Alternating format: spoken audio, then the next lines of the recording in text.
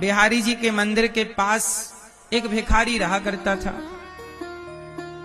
जब उसकी मृत्यु हुई तो उसका सामान पुलिस वालों ने उठाया। भिखारियों का वहीं हो जाता है सामान, गुदड़ी इत्यादि। तो पुलिस ने जब पैसा उसके सामान को उठाया, जो कि मर ही गया तो सामान का क्या करते, सामान उठाया, पुलिस ने जब्त किया तो पता लगा कि उस भिखारी के पास लगभग 25 लाख रुपए थे। 25 लाख रुपए उसके बोरिया बिस्तर में थे और वो उसी के ऊपर बैठकर, उसी के ऊपर लेटकर भीख मांगता रहता था। पैसे के ऊपर बैठकर पैसा मांगता है। 25 लाख रुपए हैं, मर गया, क्या करेगा वो 25 लाख का? अपने जीते जी किसी को भोजन करा दिया होता तो उसे पुण्य मिल जाता। किसी बेटी का ब्याह कर दिया होता तो पुण्य मिल जाता। किसी दीन दुखी की सेवा में लगा दिया होता तो पुण्य मिल जाता। लेकिन बताओ, पैसा रख के मर गया, इससे कोई पुण्य मिला उसे?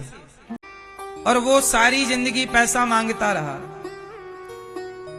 सारी जिंदगी पैसा मांगता रहा। मुझे एक बात बताओ कि इतना पैसा कमाना बुरा नहीं है।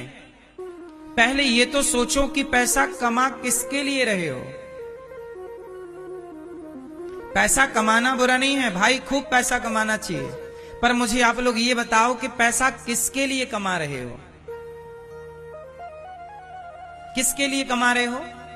अपने लिए घर बनवाने के लिए ना? चलो भगवान करे आपका घर जल्दी बन जाए। आपको गाड़ी खरीदना है ना बड़ी, इसके लिए चलो भगवान करे गाड़ी भी आपकी आ जाए। आपको बढ़िया बढ़िया कपड़े पहनना है ना, चलो भगवान करें जल्दी अच्छे अच्छे कपड़े पहनो। आपकी जरूरतें पूरी कर लो।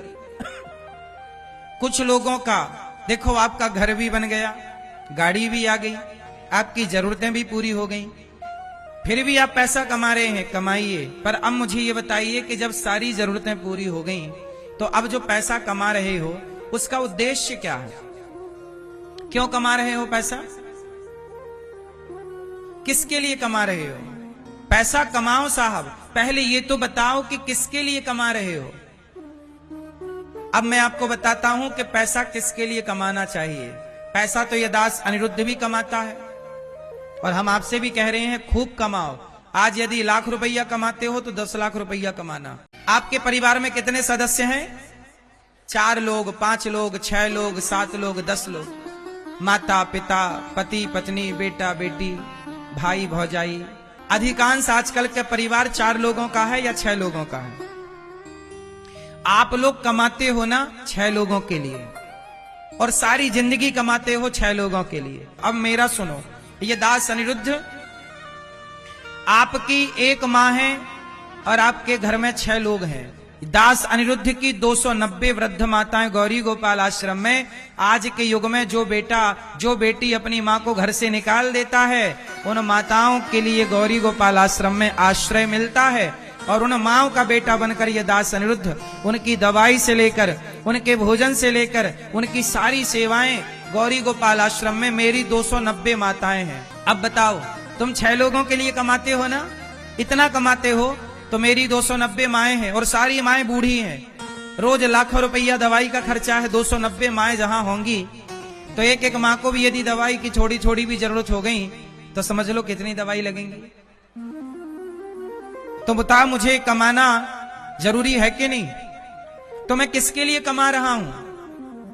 मैं इसलिए कमा रहा हूं कि भगवान को मुंह दिखा सकूं। अपने लिए तो सब कमाते हैं, अपनों का पेट तो सब भरते हैं, पर हमारे शास्त्र और संत कहते हैं सभी में बांट कर खाए उसे इंसान कहते हैं।